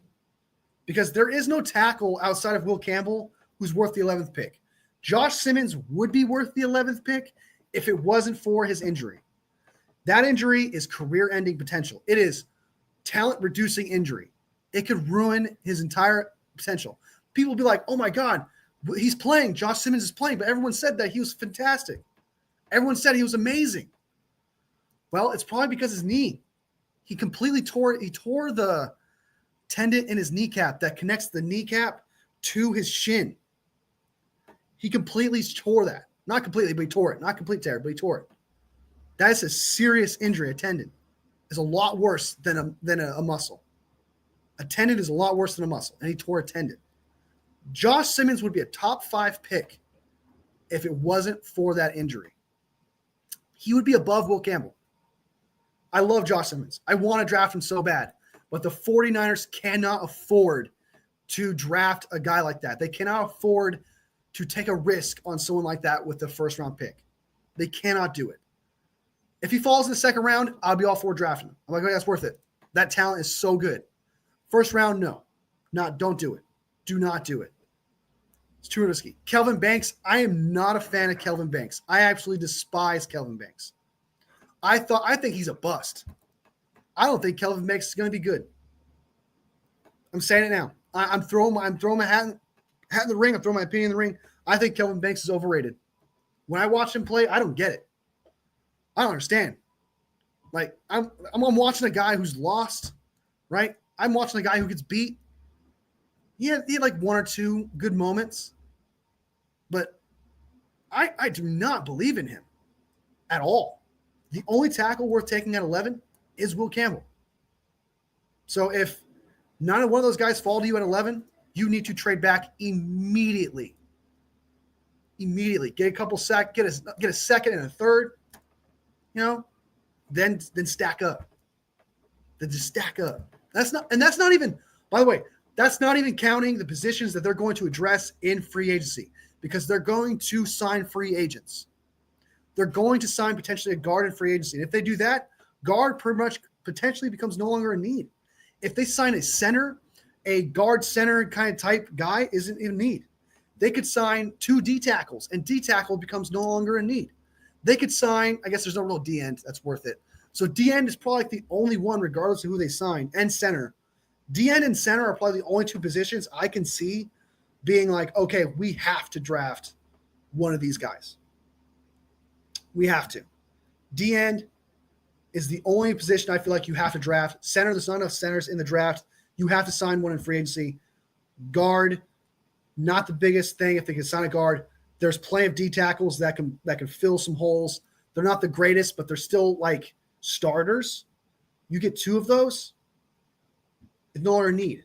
D end is probably like the only one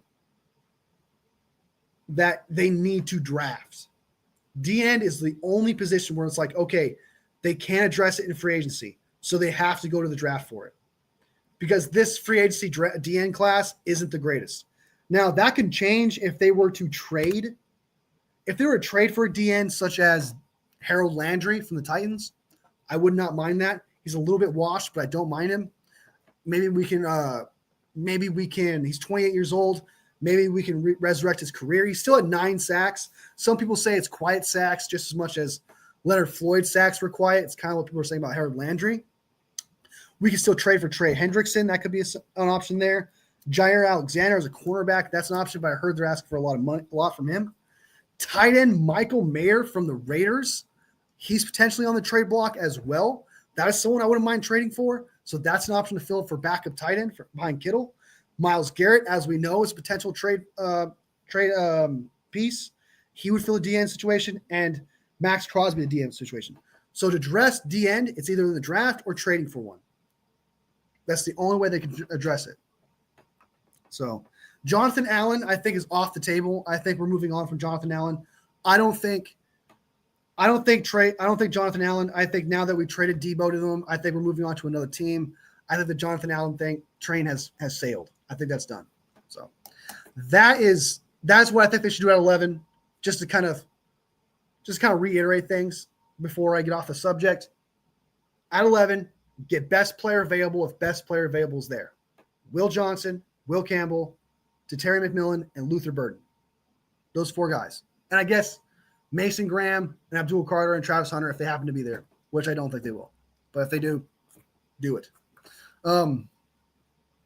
Strawberry's right. The Niners are going to go fulfill their needs through free agency, and leftover positions will be filled through the draft. Yeah, it's potential. I can see that.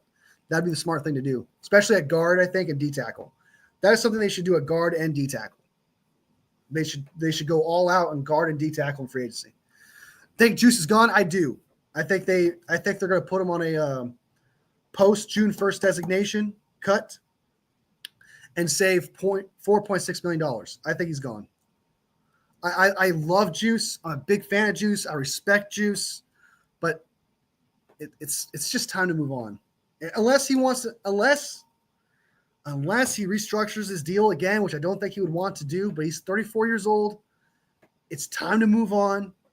He's if he's willing to come back on the vet minimum, I would bring him back then. I would do it because he's still a good blocker. He's still relatively good, but he's 34 years old. Not worth whatever money we're giving him now. That $4.6 million, it's too much. We need that $4.6 million. We could turn that into that extra $4.6 million could be added to a Drew Dahlman signing. I'm not saying he'll be signed $4.6 million, but I'm saying that is a good enough chunk where it would help us out. It would help us signing a certain free agents that we need to get. That's a lot of money. I'm a fan of Juice, but just don't see him returning. Yeah, he was mad last year. Yeah, I think he was too. Kind of crazy free agency is in a week. I know. I cannot wait. Cannot wait for the tampering period on Monday. It's next Monday. It's the tampering period. I'm going to go live for all of it. So it's just going to be for 3 hours, 4 hours, whatever, how long the tampering period is of that day. I think Monday, Tuesday, then it opens up on Wednesday, I think. I believe the tampering period happens. Let me look at my calendar.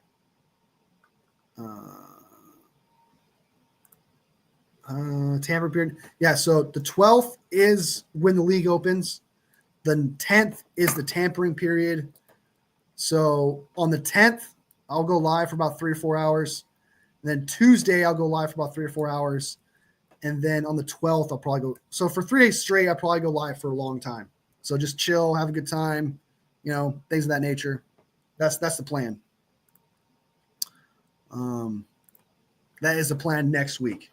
We're gonna have a huge, long lives. Some long lives coming up next week. So look out for that, guys. Should have a good time. Should be fun.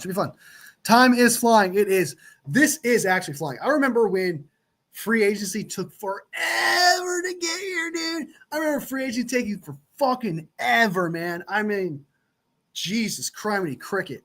Like, I remember days would just stall. Now it's just goes, man. Now it just goes. I think Tonjes is a fill at fullback. You think so? Damn. Okay. Not unless we draft Scatterbo.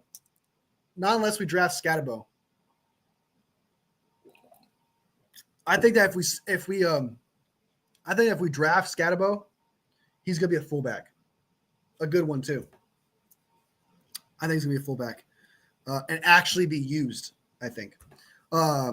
I'm praying Tonjes does well. Hey, same here, man. I want Tonjes to do well. I mean, that's cheap. That's vet minimum. Actually, cheaper than that. He's on exclusive rights right now, so I don't mind that. But I completely forgot that Tonjes was even on the team. I freaking forgot, man. So, yeah, I completely forgot about the Tonjes thing.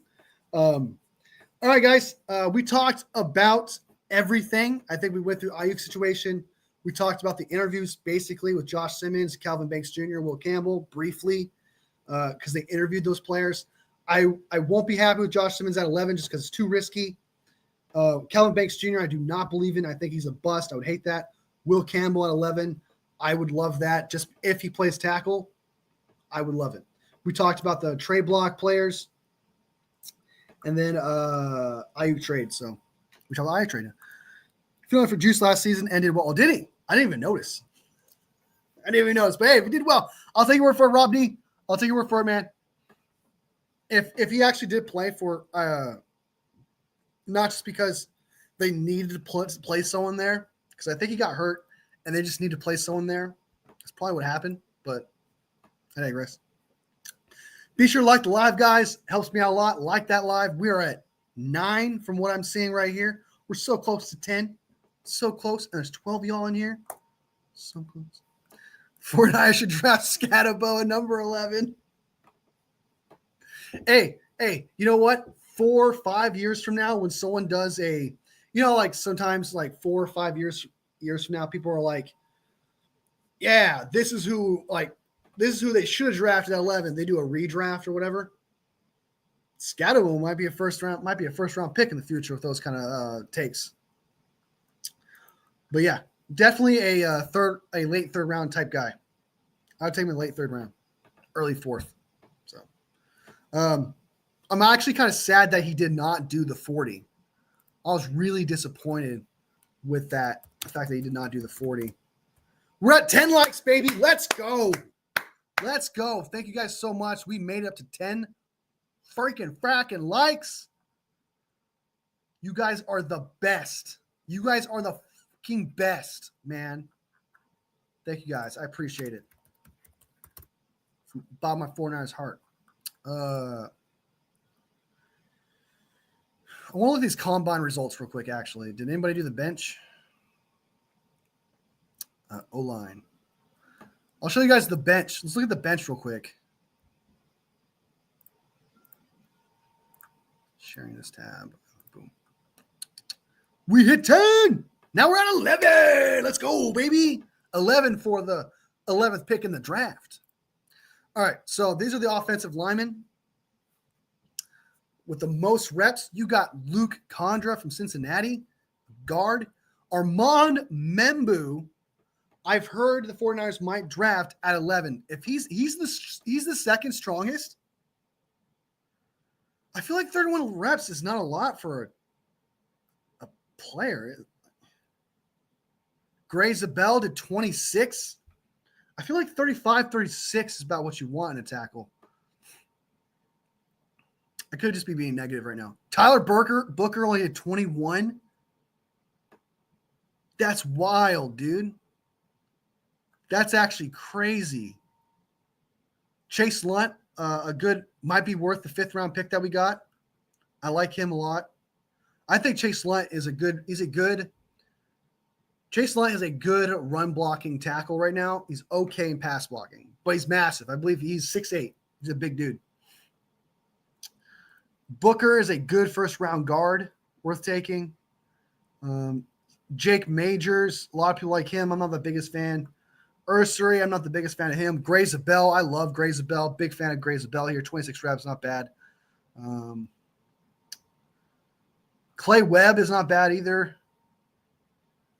Jackson Slater, Larry Kruger recently did an interview with him, but Armand Membu, 31 reps. Shout out to him, man. Shout out. Okay, so Membu did 31 reps.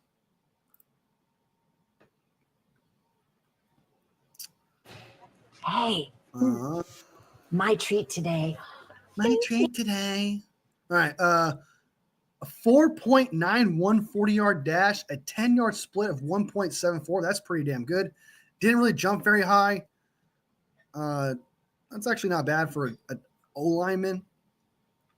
31 bench press. He had the best athleticism score of everyone at the combine. I think he's going to be a first round draft pick. He's 6'4", not 6'3". He's 6'4", 33.5-inch arms, which is really good because I actually thought my biggest concern with Membu was his arm length. And if his arm length is 33.5, the threshold is 33 inches. So he goes a half an inch above that. A little bit of tiny hands, but that's fine. If he is 6'4", I know it sounds picky, but 6'4" and 6'3", but 6'4" looks a lot prettier than 6'3". Is he worth the 11th pick, though? I mean, he is damn good. He is a damn good player. I'm a big fan of Armand Membu, but is he worth the 11th pick? I don't know, because he won't be left tackle. He'd be a right tackle at best. He'll be a guard or a right tackle. He could be a swing right guard, right tackle. So, I mean, maybe he is really good, guys. Like, he's a really good tackle. He's got high potential. You knew his athleticism was going to be crazy. I didn't know he was going to be the best at the combine. His tape is phenomenal.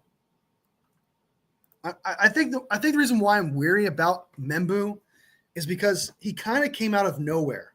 Like, I get weary about that. It's kind of like what happened with Mitch Trubisky. What happened with Mitch Trubisky is like no one was talking about him. He was no one on his radar. Then suddenly in February, he popped out of nowhere and he was like this top quarterback.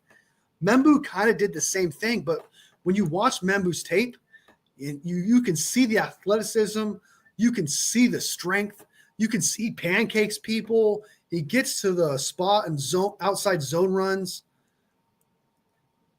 He's an absolute monster. I think it's because I kind of want him to be bigger. I think I want him to be like 6'5", 6'6". But yeah, Membu, I like him a lot. Would I cry? Would I be upset if we draft him at 11? No, because we do need a guard and we do need a right tackle, and he would fill both those positions. Strongest tight ends we got. This guy benched more than an offensive lineman. 6'5", 256, 32-inch arms. Damn. I got to see if that guy's a blocking tight end. His name's CJ Dipray. Robert Oates. Robert Oates. 6'3", 274. Dang, bro. Put the donuts down. Holy shit. 4'9". Yeah, that guy's not getting drafted. Yeah, he ain't getting drafted. Unless he's a good blocker. He ain't getting drafted. All right. Elijah Ororo. Supposed to be a second-round pick kind of type guy. 6'5", 250, 33-inch hands. Big hands. Good enough arms. Man, that's pretty big. That's pretty good. That's actually ideal for a tight end right there. He just did the bench press, though. I don't like that. Fenton Jr., let's go, baby. What'd you do? How'd you do? How did you do, my guy? 6'3", 241. This is my favorite tight end in the draft right here.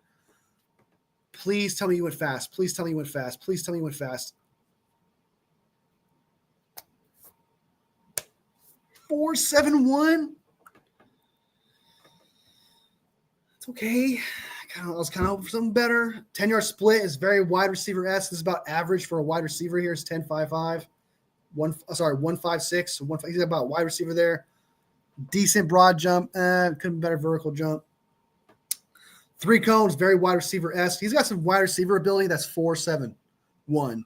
But he's an excellent ball catcher. He's got some blocking skills. He's not the best blocking tight end, but he does have blocking ability. He's just not that fast, not as fast as I want him to be. 6'4", 6'4.5", 253. This is I believe this is Strawberries. Guy right here. Jackson Hawes. Still haven't watched him play. Not very good 4-yard dash. He has a pretty good 10-yard split. Vertical 34.5, 10-1 broad jump, 4.4 20-yard shuttle, and 16 bench press. Yeah, I got to watch his tape and see how he is. I got to watch his tape. But Fenton Jr., man, phenomenal. 3-cone. Luke Lackey. I like this guy from Iowa. Didn't do the 35 jump, 10 speed. Dude. Bro. All right. Where's Gunner at? Where's Gunnar Helm? Where's Gunnar Helm at? Slow. Terrence Ferguson. Okay. All right. Okay, he did himself some solid. Ferguson may just climb the draft boards. That's pretty damn good.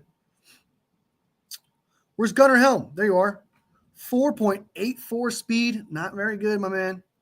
Not very good. 6'5", 241. A little light. It's a tad.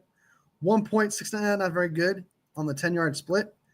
Not very good there. Cone drill. 27. Still a good blocker, man. Still one of the best in the draft. I think we already looked at wide receiver already. I think we looked at everything. Yeah, I think we looked quarterback. Who's the fastest quarterback? Brady Cook. Brady Cook had a 4.59 40-yard dash, a 1.53 10-yard split. Damn, dude. Okay. 6'2", 214. That's actually that's not bad. That's really not bad. Might be a Taysom Hill type quarterback. Type player. All right. That is the combine. We just looked at the combine and everything else, all the important stuff. Membu looks like an absolute stud. Seems to be the best all around athletic wise offensive tackle at the draft. Maybe an offensive lineman in general. So that's a bonus. Membu may have worked his way to being a first round draft pick and someone we might have to draft at 11. I wouldn't love it, but I wouldn't hate it. I wouldn't be like, how dare you guys 49ers draft him? Because he could play two positions. He could play guard and he could play right tackle. So I wouldn't hate it. But I'd much rather trade back and try to get him later. But if we got him at 11, I wouldn't be upset. I wouldn't hate it. Why do we need 4 dash? I don't understand that either. Like D tackle and offensive linemen and DNs, I don't look too much into their 40. I don't understand that either, man. I don't get that either. Like, I don't understand that either. Like the 40-yard dash from all linemen doesn't make any sense to me. Like he's not sprinting down the field like that to do a block. I mean, I guess that's kind of some way you can look at it, but no. I mean, for the most part, they have to stay behind the 5-yard line. So 4-yard times for a QB is dumb. Sort of. Like it doesn't need to be like for a quarterback, it doesn't need to be like a 4.4 or 4.3 or even a 4.5. It just needs to be somewhere between like a 4.5 and like a 4.9.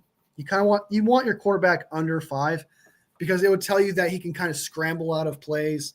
He can scramble, get some yardage, etc. I think that a quarterback behind 5 yards is telling me he's a pocket passer. Like I'm not going to expect him to break out of tackles and get more yards and stuff. But I don't think you should draw the line at 4.4, 4.3 like wide receivers and stuff. I don't think it's fair. Often a quarterback runs 4 yards in a straight line. Yeah, exactly. But I like to get an idea of what their speed is like if they were to escape the pocket and to get like 5-10 yards or whatever. Because like Brock Purdy ran like a 4.7 or something like that, 4.78, and he could do that. So I think the line for quarterbacks just needs to be pushed back to like below 5 is what I think needs to happen. So I think it's more important about the 10-yard split, 3-yard split for more than the 30. Yeah, that affects the quick moving out of pocket and stuff like that. Yeah. So Rams are dangerous in the house. Good to see it. Hit that like button if you haven't hit that like button already. Let's go, baby. Rams are dangerous. Thanks for joining us. Welcome. All right. I'm going to bounce. I'm losing my voice right now. So I'm just absolutely dying right now. Yeah, the Brock's 10-yard split is hella fast. It is. And it shows on the field, by the way. It shows on the field because you can see him. He does a lot of quick cuts, moves away from defenders. He has multiple plays where he's about to get tackled, and then he does like some Russell Wilson stuff. So, yeah, I do agree that Brock Purdy shows that in his 10-yard split that he's capable of escaping the pocket and escaping tackles and stuff. So, all right. I'm going to bounce. Thank you guys so much for being part of this live. I appreciate y'all. Thank you guys so much for being part of this live, man. It's a great experience as always. This is amazing, man. The fact that I get like 10 people in here, 14 at times, 17, even 20, stuff like that is surreal to me. This kind of type of experience, I look forward to these streams, right? I do everything I can to make room for these streams, and I always try to bring the energy every single time. I never want to bring you guys a weak-ass show where I'm tired and exhausted, and I know it wouldn't be an entertaining show. I want to always bring you guys that energy, that love, because you guys are giving me your time, right? And I want to respect your time, right? And I feel completely honored that you guys would take this time to do that. And so I appreciate it from the bottom of my heart. Thank you guys so much. To everybody who watched this later, sub if you haven't subbed already. Be part of the Wolf Pack. Be part of the Wolf Den. Be part of the conversation. Because at the end of the day, these lives is just one big conversation. That's all it's about. It's just about having a conversation about the sport we love at the end of the day. So thank you guys so much for being part of this. Like this live. Because if you like this live, it pushes the conversation out there. We get more people in here, and we have an even better conversation, even bigger conversation, and we brainstorm even more. We get more ideas, right? We get our facts straight more. It just becomes a better and bigger conversation, and that's what it's all about, right? So, and every single like makes my 49ers heart grow from here to here. All love, fam. I'll see you next video. Bang, bang, not a gang, baby.